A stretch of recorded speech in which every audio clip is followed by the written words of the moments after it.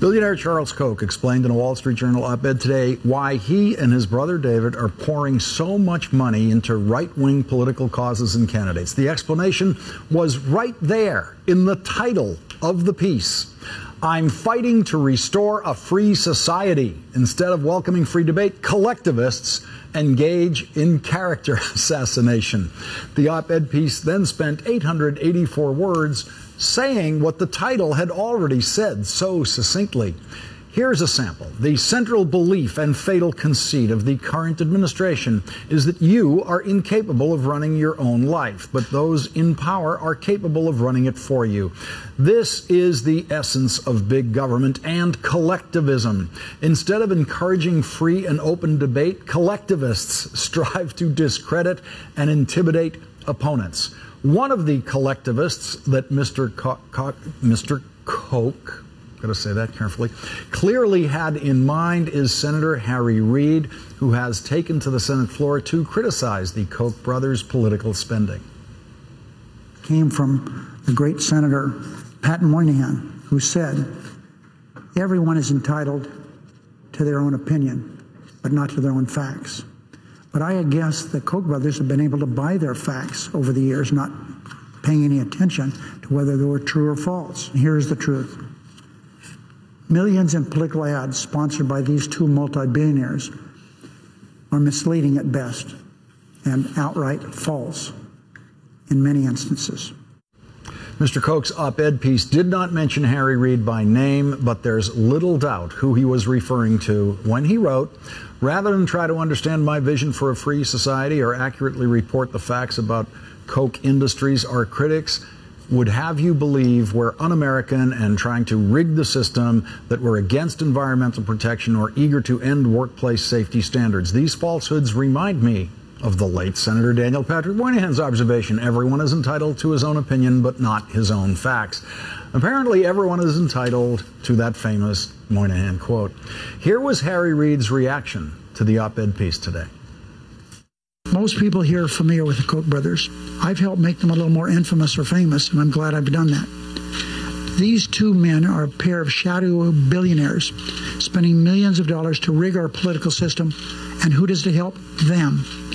And by every indication, my Republican colleagues are falling all over themselves to help advance their self-described radical philosophy. Already, we've had one senator run to the Senate floor, and he read word for word that op-ed piece onto the floor.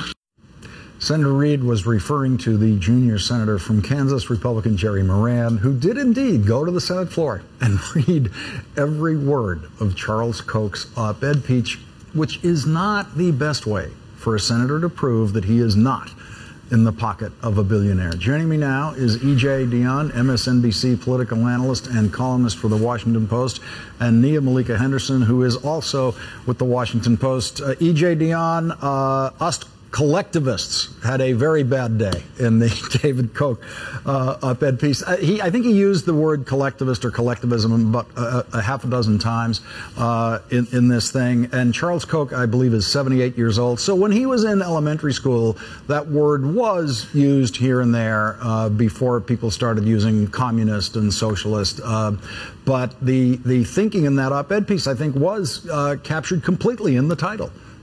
Well, first of all, if that's the best he can do, I don't think we collectivists are in any trouble at all. I mean, I found it an astonishing piece. In the first place, this is a guy who is spending tens of millions of dollars attacking other people, and then he is suddenly offended that people might hit him back. And, you know, I write an op-ed column. I will share with him the comments written under my column or the email I get, which I can't recite on this family show. If you get into the debate, people are going to hit you back. And the notion he can attack people and not be accountable is crazy. But some of the content of this is also remarkable. The fundamental concepts of dignity, respect, equality before the law, and personal freedom are under attack by our own government. Does he think we are in Vladimir Putin's Russia or Pinochet's Chile? And so first he attacks Obama, and then later on in the piece he brags that he's gotten awards for environmental health and safety excellence since 2009, when Obama took office, some of them from the Environmental Protection Agency. If this government is so awful, why is he bragging about awards from the EPA? I found this an astonishing piece. And Nia, he says in the piece that our system, the American system now, destroys value, raises costs, hinders innovation, and relegates millions of citizens to a life of poverty. Now, for a billionaire who has gotten richer and richer and richer and exponentially richer during the Obama years, to say that this system destroys value while we see everything he values going up is a particularly peculiar statement.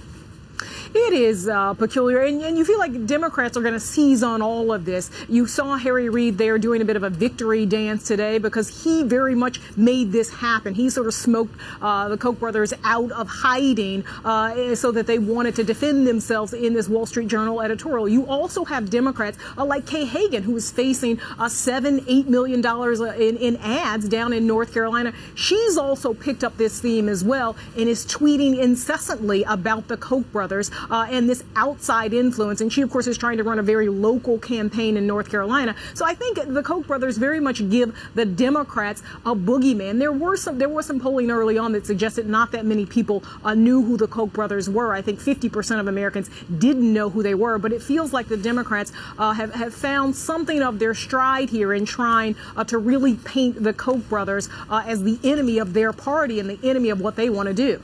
EJ, Charles Koch says in this piece that more government means less liberty, and liberty is the essence of what it means to be American.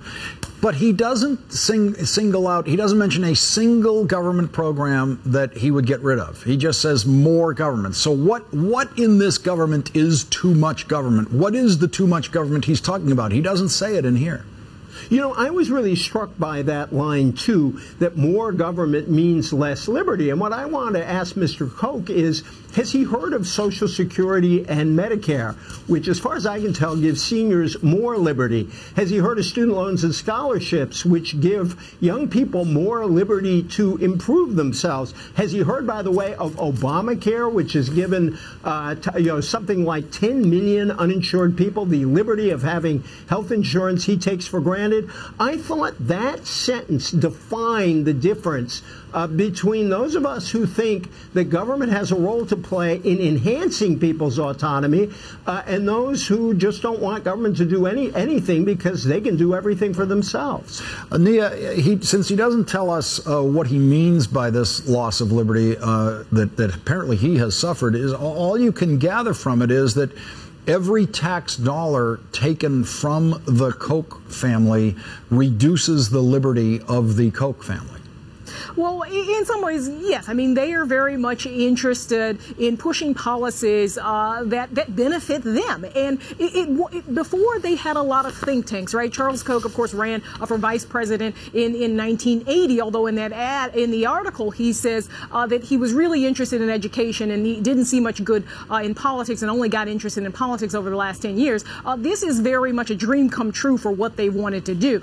They've had these policies or these sort of positions all along, but they haven't had an army, and so they finally have this Tea Party army, and they are looking at policies. They're trying to sort of cloud the debate around climate control because they have oil refineries. So I think they have met with some success in very much shaping the debate, and it feels like Democrats have some work to do, some ground to make up, and I think over these next weeks you'll see them go up with ads in some of these states like Louisiana, for instance, in really talking about the Koch brothers and this undue outside influence. We invited both of the Koch brothers to join us here on the program tonight, and EJ and Nia, they couldn't make it. They're not here. Other plans. We're glad to be here in their stead, Lawrence. Yeah. No, we would have had you here too. Don't worry. We wouldn't have bumped you. And you know, I've extended the invitation forever, so we'll see what happens. But one of these days, I would like to know, since they've left it kind of blank, what is this too much government? Are food stamps too much government? I mean, that's just where I would begin. I would very much like to know, EJ, what is the government that they would dismantle? Well, they haven't said it, and I would like them on here. I mean, they bragged about getting these awards from the EPA, but they obviously don't like EPA regulations of their companies. I presume a lot of employers don't like food, like safety regulations in their workplace. But I think this goes to something, Lawrence. A lot of times you hear people complain about regulation in the abstract, but they very rarely say, well, I really don't think workers should have all these rules so they're safe at work. They can't say that. So I think it is the right question to ask them, and you can quote Daniel Patrick Moynihan back at them yourself. Oh, no, I think the quote has been overworked now on both sides. You're not going to catch me using it anymore. Mia Malika Henderson and E.J. Dionne, thank you both for joining me tonight. Thank you. Billionaire Charles Koch explained in a Wall Street Journal op-ed today why he and his brother David are pouring so much money into right-wing political causes and candidates. The explanation was right there in the title of the piece. I'm fighting to restore a free society instead of, well, capable of running your own life. But those in power are capable of running it for you. This is the essence of big government and collectivism. Instead of encouraging free and open debate, collectivists strive to discredit and intimidate opponents. One of the collectivists, coming free debate, collectivists engage in character assassination.